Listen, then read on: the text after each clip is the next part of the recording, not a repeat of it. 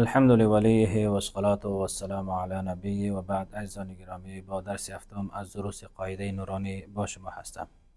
در این درس ان شاء الله العزیز زبر استاد، زیر استاد و پیش استاد را مختصرا خدمتان بیان خواهم نمود. و این استاده مثل الف است، زبر هست یا زیر است یا پیش است. این در قرآن کریم خیلی زیاد استفاده شده است. حالا این چگونه خوانده می شود؟ زبر استاد مثل الف مده، زیر استاد مثل یای مده و همچنین و پیش استاد مثل واو مده می باشد. اما حروف مده چگونه خوانده می شود؟ خیلی واضح، صاف و مجهول خوانده نشود. اما حروف مده چند است که خدمتتان بیان کردم و الفیا هست که به چی مقدار کش کرده خوانده می شود. در درس بعدی ان شاء الله خدمتتان بیان خواهم نمود. اما این درس رو یک کمی نسبت به دیگر درس ها متفاوت تر است. این را تمرین و همچنین خواندنش را متوجه بشین و بعد ان شاء الله در تمرینات هم ان شاء الله این تدریس می شود. بسم الله الرحمن الرحیم. با استاده زبر با استاده زیر بی بی با چپه پیش بو بی بو. یا استاده زبر یا استاده زیر یی یا چپه پیش یو. را استاده زبر را استاده زیر ری را چپه پیش رو. میم استاده زبر میم استاده زیر میم چپه پیش مو. لام استاده زبر لام استاده زیر لی لام چپه پیش لو لو. واو استاده زبر واو استاده زیر وی واو چپه پیش وو. نون استاده زبر نون استاده زیر نی نون چپه پیش نو نو. حروف هایی که در قبلا خدمتان بیان کردم که کش کرده شد به مقدار 5 الف، در اینجا همونها کش کرده خوانده می شود. همزه استاده زبر همزه استاده زیر همزه چپه پیش او. البته در این دو خط آخری را زیر و پیش نوشته نکردم، چپه پیش، به خاطر که آسان تر شود، سهولت تر شود. ها استاده زبر ها استاده زیر هی چپه پیش هو عین استاده زبر عین استاده زیر عین چپه پیش عو ح استاده زبر ح استاده زیر حی چپه پیش حو غین استاده زبر غین استاده زیر غی غین چپه پیش غو خا استاده زبر خا استاده زیر خی خا چپه پیش خو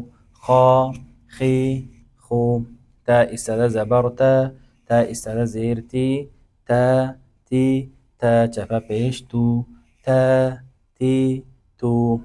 ثا استاده زبر ثا استاده زیر ثا چپه پیش ثو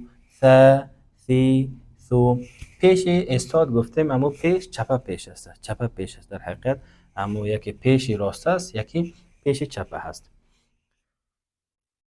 جیم استاده زبر جیم استاده زیر جی جیم چپه پیش جو. دال استاده زبر دال استاده زیر دی دال چپه پیش دو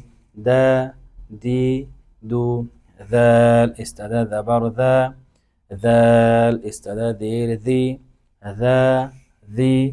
ذال چپه پیش ذو. زا استاده زبر زا استاده زیر زی چپه پیش زو. سین استاده زبر سین استعدا زیر سی سی سین چپا پیش سو سی سو شین استعدا زبر شین استعدا زیر شی شین چپا پیش شو شی شو صاد استعدا زبر صاد استعدا زیر صغي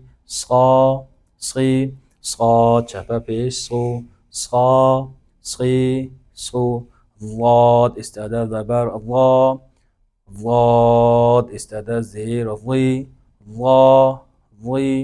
ضاد چپا پیش ضو طا استعدا زبر طا استعدا زیر طا چپا پیش طو الضاء استعدا زبر ضاء استعدا زیر ضا چپا پیش ضو فا استعدا زبر فا استعدا زیر فا چپا پیش فو قاف استعدا زبر قاف استعدا زیر قی قاف چپا پیش قو كاف استعدا زبر كاف استعدا زیر کی كاف چپا پیش کو ها استعدا زبر ها استعدا زیر هی ها چپا پیش هو واو استعدا زبر واو استعدا زیر واو چپا پیش و در دو جای واو آمده. خب به هر صورتی مشکل نیست. این بود درس هفتم که مختصرا خدمتتان بیان شد. خداوند عزوجل برای همه من و شما یادگیری و یاددهی درست قواعد قرآن کریم و درست خواندن قرآن کریم، ترجمه، تفسیر، معانی، مفاهیم قرآن کریم را برای همه من و شما نصیب بفرمایید. آمین یا رب العالمین. و آخر دعوانا ان الحمد لله رب العالمین.